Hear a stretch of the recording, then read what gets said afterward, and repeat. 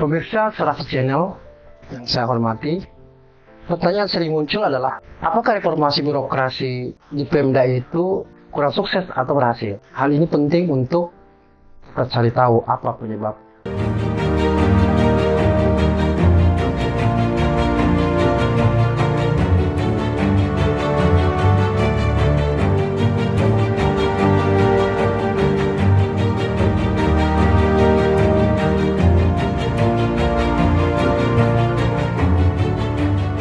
Kata kunci adalah mengapa reformasi birokrasi itu harus berhasil.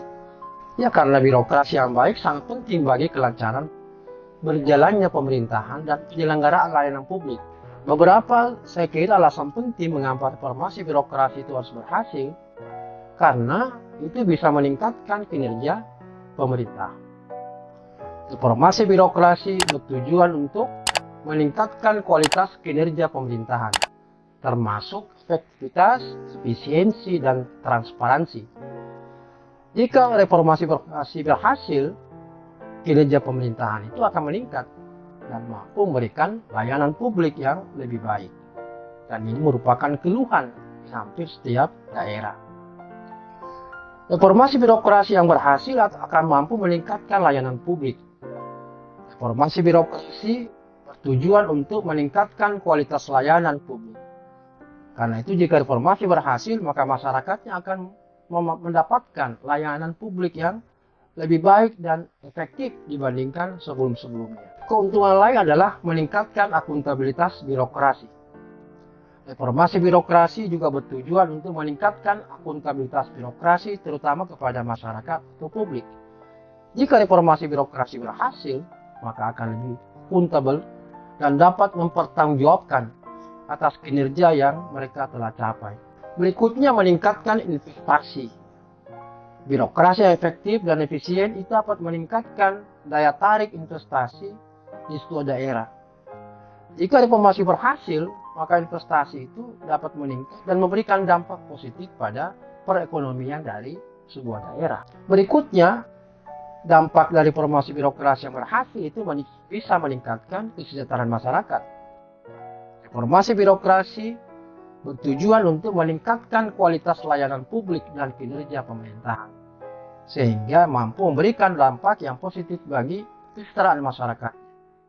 Secara keseluruhan, reformasi birokrasi itu harus memang berhasil, karena birokrasi yang baik sangat penting bagi kelancaran berjalannya kepemerintahan dan penyelenggaraan layanan publik.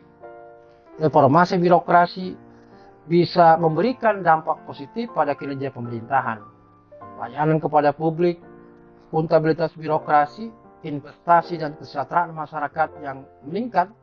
Karena itu reformasi birokrasi harus menjadi prioritas bagi suatu daerah. Sayang sekali, kesadaran ini masih perlu ditingkatkan. Ada beberapa faktor yang menjadi penghambat ketika melakukan reformasi birokrasi, antara lain kebijakan yang tidak jelas.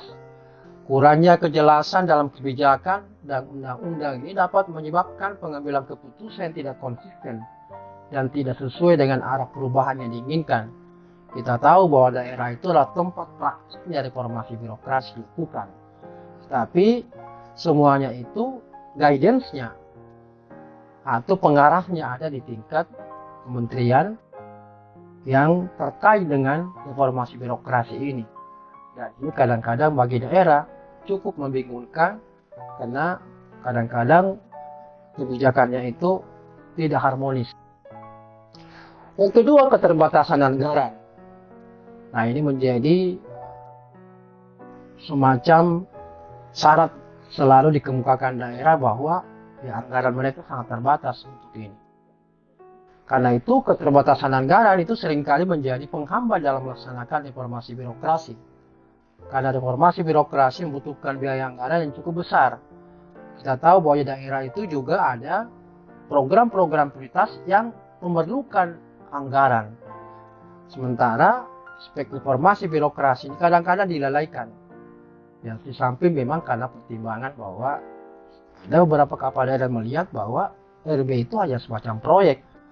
Kewajiban memenuhi ditetapkan oleh Kementerian PAN RB misalnya. Sehingga jarang kita lihat di perangkat daerah itu punya anggaran khusus untuk meningkatkan nilai daripada kualitas pelaksanaan reformasi birokrasi. Yang ketiga adalah keterbatasan sumber daya manusia. Ketidakmampuan sumber daya manusia dalam birokrasi itu bisa menjadi penghambat di dalam melaksanakan reformasi birokrasi, terutama berkaitan dengan bagaimana berbagai aspek-aspek yang menjadi pengungkit perubahan itu perlu diketahui dan cara mengimplementasikannya, terutama di dalam program-program apa yang relevan untuk perbaikan itu dan mengukur sejauh mana tingkat keberhasilannya. Jangan diserahkan lagi kepada hanya segelintir orang dalam perangkat daerah untuk menangani ini, tapi harus merupakan sebuah satu kesatuan yang merasa memang bahwa reformasi birokrasi ini adalah suatu kebutuhan, bukan kewajiban. Yang keempat adalah tanggapan dari birokrasi itu sendiri. Para pegawai merasa tidak senang dengan perubahan atau mungkin tidak ingin kehilangan kekuasaan dan keuntungan yang mereka peroleh selama ini. Mungkin mereka itu meresponnya dengan resistensi dan penghambatan terhadap reformasi birokrasi. Ini bukan tidak ada, karena itu harus juga menjadi bagian yang penting untuk diperhatikan. Berikutnya, ketergantungan pada pemegang kekuasaan. Dalam artian di sini adalah top leadernya atau kepala daerahnya.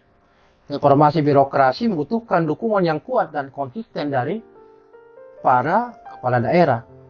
Dan ketika para pengambil keputusan tidak menunjukkan dukungan yang kuat, maka reformasi birokrasi tidak akan berjalan dengan lancar.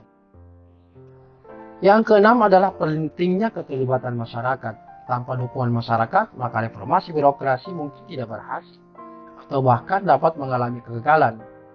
Keterlibatan masyarakat dalam sebagai tahap perubahan yang penting dilakukan itu harus betul-betul diperhatikan, terutama di dalam pelaksanaan reformasi birokrasi.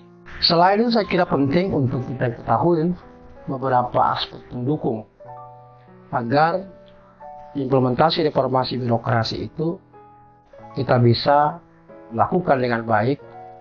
Yang pertama adalah pentingnya komitmen tinggi dari pimpinan pemerintah daerah, karena dia adalah pemimpin yang memimpin reformasi birokrasi. Jadi kepala daerah dan sekretaris daerah sebagai ex officio ketua tim implementasi reformasi birokrasi harus betul-betul sejalan dan memiliki komitmen yang sama. Yang kedua adalah partisipasi dan kolaborasi dari semua pihak yang terlibat, termasuk pemerintah, sektor swasta, masyarakat, perguruan tinggi, dan mungkin juga media massa. Yang ketiga, perencanaan dan strategi yang jelas serta berkelanjutan yang mencakup langkah-langkah konkret untuk mencapai tujuan reformasi birokrasi. Dan itu penting dilakukan dan disusun yang disebut dengan rencana aksi dalam implementasi reformasi birokrasi. Yang keempat adalah transparansi dan akuntabilitas yang tinggi di dalam proses reformasi birokrasi, termasuk prosedur seleksi dan pengangkatan pegawai berdasarkan kualifikasi dan integritas. Sehingga memang ada orang-orang yang menjadi leader di dalam memimpin pelaksanaan reformasi birokrasi di masing-masing perangkat daerah. Berikutnya adalah penggunaan teknologi informasi yang tepat dan efektif untuk meningkatkan efisiensi dan efektivitas birokrasi. Salah satu penilaian reformasi berhasil adalah ketika mampu melakukan inovasi-inovasi dalam implementasi reformasi birokrasi dengan dibantu oleh teknologi informasi dan komunikasi atau mendigitalisasi proses reformasi birokrasi. Yang keenam adalah pemberdayaan pegawai melalui pemberian pelatihan dan pengembangan kemampuan, sehingga mereka bisa bekerja lebih profesional dan bertanggung jawab.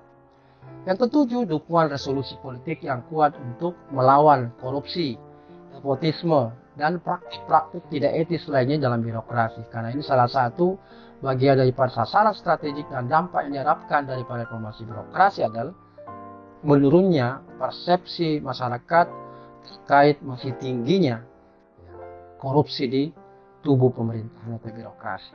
Nah, dengan memiliki faktor-faktor pendukung tersebut, maka reformasi birokrasi diharapkan bisa berhasil dilaksanakan dengan baik dan sesuai dengan tujuan yang dituju. Salam reformasi birokrasi.